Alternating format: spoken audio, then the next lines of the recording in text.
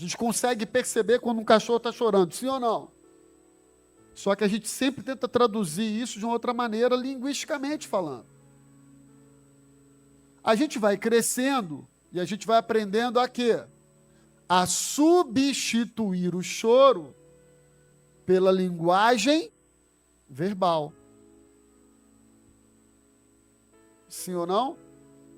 Quem tem alguma dificuldade, né, os surdos, eles vão desenvolver uma outra forma de comunicação, os cegos, uma outra forma de comunicação, estou falando agora de sinais, de braille, enfim, o ser humano conseguiu, ao longo da sua história, desenvolver diferentes formas de comunicação. Estão acompanhando ou não?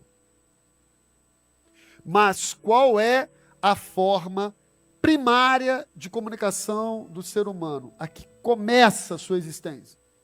O choro. E esse choro é um choro que revela muita coisa. Os primeiros meses de vida de uma criança, a única forma que ele tem de se comunicar é choro. Daqui a pouco ele começa a se comunicar também com o olhar, com a expressão, tudo bem? E as vovós e as mamães, elas têm PhD. Elas não precisam fazer faculdade, mas elas têm uma formação sobrenatural para identificar o que significa o choro da criança. Né, dona Selma? Né, irmã Áurea? Está lá o Breninho chorando.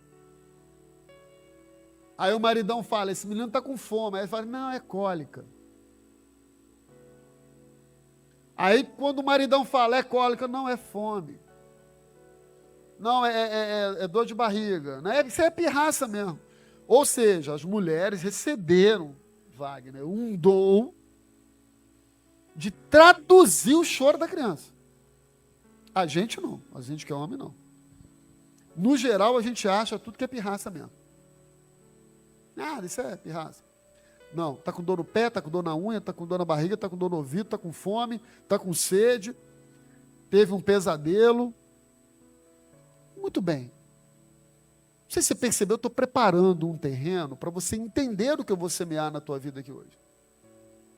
Assim como as mamães, assim como as pessoas que cuidam ali do bebezinho, conseguem interpretar o choro de uma criança, porque o choro é a linguagem humana na sua essência.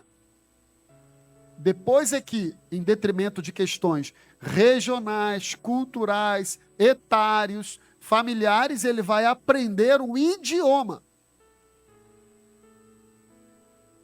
A gente está, por exemplo, com 50 anos, não sabe falar inglês, né? Pô, as criancinhas de 2 anos nos Estados Unidos já falam inglês, Wagner. Que história é essa? A Kézia que brinca assim. Tá vendo aí, ó? Estava uma vez viajando, ela falou, como é que essas crianças, 3 aninhos já falando inglês, a gente não sabe. Claro, estava brincando. Porque se a criança, se o netinho da dona Selma, da irmã Selma, for agora para a China e viver lá, ele vai aprender mandarim, irmão. Ele vai internalizar a forma daquela sociedade, daquele povo se comunicar. Pois bem, vamos vir para cá. Nesta noite eu quero falar sobre isso. Davi está fazendo uma oração, porque o desejo de Davi é viver como uma criança que já mamou. Uma criança desmamada. Uma criança que já não precisa chorar para se alimentar. Porque Deus também conhece o nosso choro, melhor do que ninguém. É por isso que a Bíblia vai dizer que aquele que semeia com lágrimas voltará colhendo com cestos cheios de alegria. Porque no choro, Lisane, não tem português, não tem inglês, não tem alemão, não tem italiano, não tem nenhum conhecimento linguístico, racional, que esteja tentando explicar, ou persuadir, ou convencer, ou justificar o conteúdo da minha entrega. Ah, pastor, então a gente tem que chorar o tempo todo? Não estou dizendo isso. Mas eu já falei isso aqui várias vezes. As orações que mais tocam o coração de Deus são aquelas que têm menos religiosidade e mais verdade. E não há nada mais verdadeiro do que um choro de um coração quebrantado, contrito, ou amedrontado, ou ferido, ou machucado, ou feliz.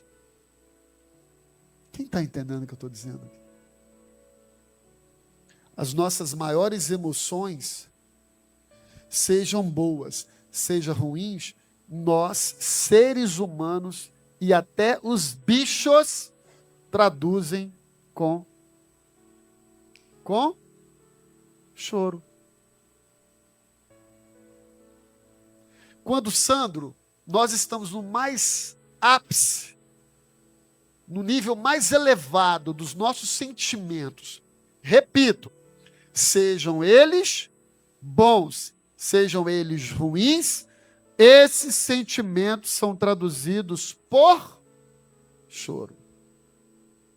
Isso vale para quem fala português, alemão, russo, mandarim, tupi-guarani, banto, iorubá, espanhol, árabe, hebraico, não importa.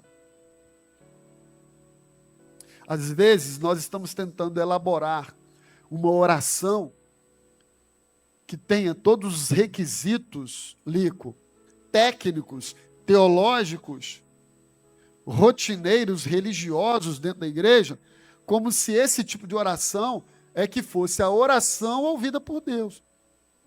É por isso que tem uma coisa na igreja que eu ouvia isso, desde que aliás, eu também falava isso, desde que eu me converti a 30 e lá vai pedrada. Quando você pedia alguém para orar, e a pessoa falava o quê?